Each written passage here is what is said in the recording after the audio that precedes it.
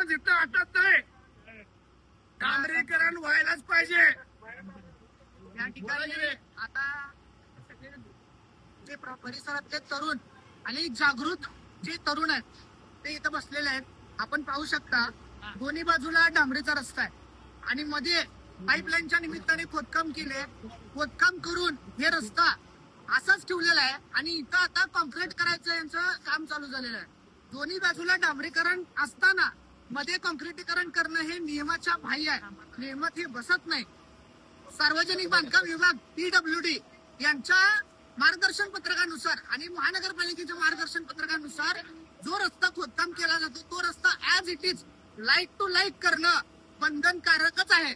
परंतु ही लोक नियमाला ढाब्यावर बसवून या पद्धतीनं असं कामकाज करतायत आणि या ज्या कामाचा इथं मी विरोध करतोय त्यासाठी सगळी मायबाप जनता सुद्धा माझ्या सोबत आहे. यांचं सुद्धा तेच म्हणणं आहे की दोन्ही बाजूला डांबरीचा रस्ता असताना तुम्ही मध्ये कॉन्क्रीटचा रस्ता का करताय. इथं या लाईनला सगळ्या घरामध्ये लोकांची बोर आहेत. बोर मध्ये पाणी जाण्यासाठी रस्त्याला पाणी आधी झिरपावं लागतंय आणि पाणी कॉन्क्रीट असताना झिरपत नाही. डांबरी असेल तर झिरपतंय. या लोकांच्या पाण्यावर देखील कमी प्रमाणात का होईना परंतु परिणाम होणार आहे. तर हे सगळं पुढचा विचार करून आम्ही या सगळ्या कामाचा विरोध करतोय. तर कॉन्ट्रॅक्टर आता तर आपण इथं बघू शकता काय SP तिकडे दाखवा. इथं फक्त 1 इंच जागा आहे. फक्त किती इंच आहे?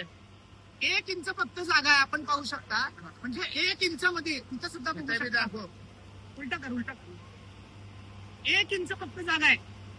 1 इंच जाग्यामध्ये डांबरीकरण तुम्ही करताय म्हणजे तुम्ही नियमांना सरळ आदरांजली श्रद्धांजली दिल्यासारखी ही बाब आहे. मी 3 दिवस उपमुख्यमंत्री अजितदादांचा मृत्यू झाल्यामुळं बारामतीत होतो. रात्री 3 वाजता मी आलोय. अजून माझा अंघोळ आहे. सकाळी जसं मला ही बातमी कळाली मी घरातून आहे तसं बाहेरून इथं रस्त्यावर बसलेलं आहे की लोकांचा गैरसोय झाला नाही पाहिजे म्हणून. माझी सगळ्या जनतेला विनंती आहे. मी तुमच्यासाठी मांडतोय, तुमच्यासाठी लढतोय. आज मी निवडणुकीत उभा राहिल्यानंतर जे जनतेने मला भरभरून प्रेम दिलंय मतदानाच्या रूपात त्याच्यासाठी मी जनतेच्या सोबत उभारलेला आहे. त्यामुळं माझी जनतेला विनंती आहे की या सगळ्याचा विरोध तुम्ही सुद्धा सोशल मीडियाच्या माध्यमातून सुद्धा करा. धन्यवाद.